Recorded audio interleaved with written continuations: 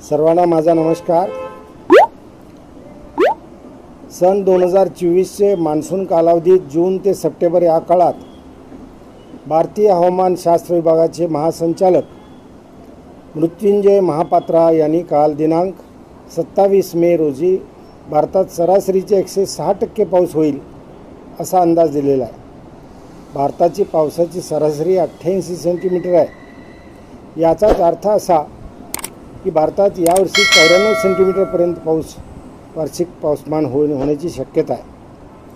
हा एक प्रकारचा इशारा आहे असं मला वाटतं।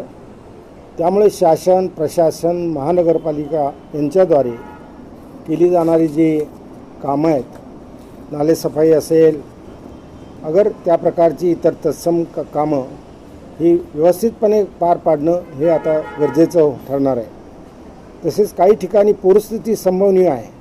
आत्तापर्यंतचा आढावा घेतल्यास यापूर्वी मुंबई येथे 26 जुलै 2005 रोजी 94 सेंटीमीटर इतका पाऊस झाला आहे। 2006 व 2007 साली कोल्हापूरच्या पंचगंगा नदी दुथडीवरून वाहत होती आणि कोल्हापूरच्या नदीला महापूर आला होता। सन 2019ला पंचगंगा नदी महापूर, त्यानंतर 2020 साली कोकणातील चिपळूणलाही महापुराने वेढले होते। अशा प्रकारे काही ठिकाणी रेस्क्यू ऑपरेशनची गरज देखील यावर्षी भासू शकते।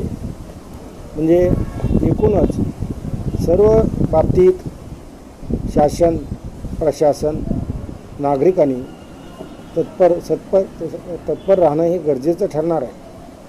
आता शेतकऱ्यांच्या दृष्टीने विचार केला तर शेतामध्ये पाणी साचल्यास पाणी काढून देणं शेतामधनं हे फार महत्त्वाचं काम काही वेळेला गरजेचं राहणार आहे। त्याचबरोबर पिकं काढणीच्या वेळेला पाऊस अधिक असेल तर पिकं काढणीच्या वेळेला पिकांचं नुकसान होऊ शकतं।